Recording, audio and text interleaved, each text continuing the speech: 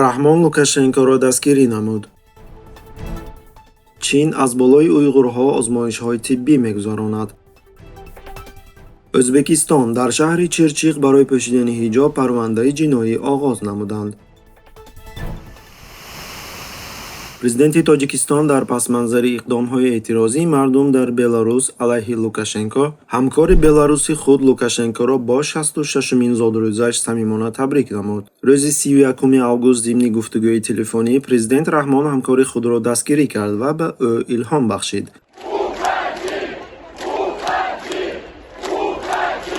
ҷолиби диққат аст, ки баъзе кишварҳои Аврупо натиҷаҳои интихобот ва қонунӣ будани Лукашенкоро эътироф накарданд. Дар ҷое ҳатто таҳримҳои шахсӣ ҷорӣ карда шуданд. В национальном масштабе этой проблемы, то ни одно из требований протестующих ни о прекращении насилия, ни о выпуске всех политических заключенных, ни о начале переговоров с протестующими, ни о процедуре назначения новых выборов, ничего из этого не... коршиносон қайд мекунанд, ки Лукашенко низ ба монанди Раҳмон имрӯз яке аз баъзе роҳбарони кишварҳои пасошӯравист, ки тасмим гирифтанд то охири умр дар сари қудрат бимонанд, тавре ки бо президенти собиқи O'zbekiston Ислом Каримов аллакай рух дода буд. ҳамин ки онҳо аз мансаби худ бираванд, халқҳои ситамдидаи ин кишварҳо бешубҳа онҳоро барои тамоми бераҳмиҳое ки дар давраи ҳукмронии худ кардаанд ба ҷавобгарӣ мекашанд ва ҷазо хеле бераҳмона хоҳад буд.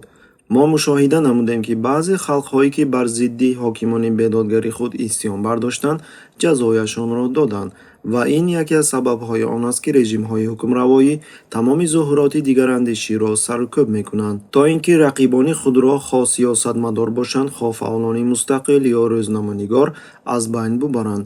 иброз намуд сиёсатшинос, ки нахост номаш ифшо гардад.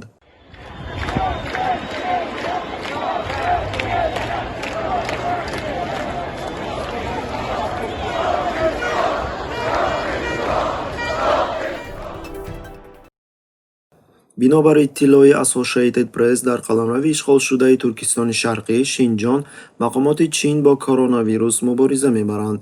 мардумро 40 рӯз дар хонаҳояшон баста, ба дастгиршудагон дороҳои тамъизӣ мепошанд.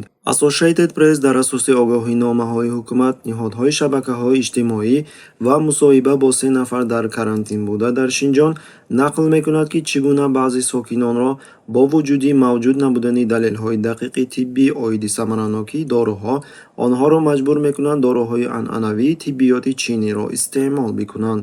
In sum, this new evidence is reflective not only of what we may call demographic genocide, which is not a legal term. It's kind of a made-up concoction, I guess. коршиносон инро вайрон кардани одоби тиббӣ меноманд. инчунин як сокини маҳаллӣ уйғурзан ба Associated Press гуфтааст, ки пас аз боздошт дар замони хуруҷи коронавирус дар Чин, ӯро маҷбур карданд, ки дору бинӯшад.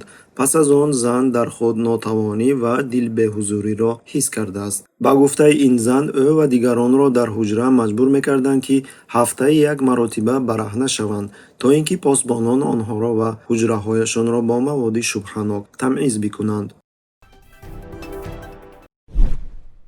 рӯзи 30 август дар сегменти ӯзбекии шабакаҳои иҷтимоӣ паёми видеоӣ ба президенти O'zbekiston Мирзиёев аз сокини шаҳри Чирчиқи вилояти Тошканд, ки модари 3 фарзанди ноболиғ мебошад, нашр шуд. дар навори видеоӣ зан нақл мекунад, ки чӣ тавр ӯ танҳо барои пӯшидани либоси исломӣ қурбони кормандони вазорати корҳои дохилӣ ва хадамоти амнияти миллӣ шудааст. гулбаҳор номи ин зан аз дасти нерӯҳои амниятӣ азият кашидааст. муфассал нақл мекунад, ки чӣ гуна кормандони мақомоти ҳифзи ҳуқуқ бо роҳи фиреб ба хонаи ӯ дар зери ниқоби харидорони амволи ғайримаъқул даромаданд.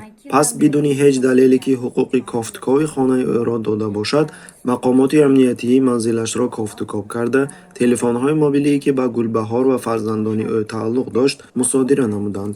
сипас маъмурони амниятӣ ба Гулбаҳор гуфтанд, ки ӯ ва духтари калонияшро боздошт мекунанд ва бояд ҳамроҳи онҳо бираванд.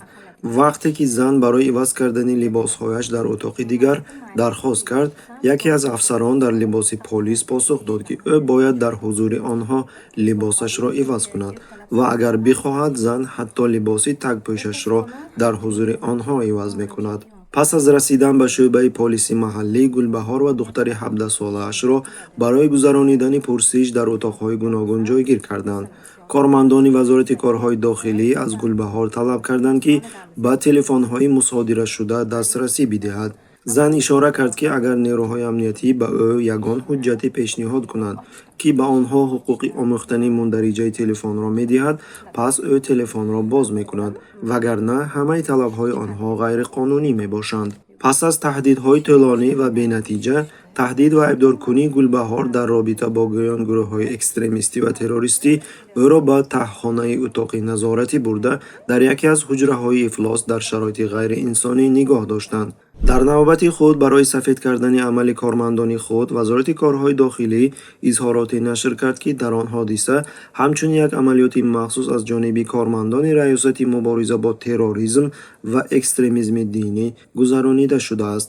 дар ҳоли ҳозир, пас аз интишори паёми видеоӣ, чанд блогерон ва фаъолони мустақили ӯзбек барои кӯмак намудан ба Гулбаҳор шурӯъ карданд.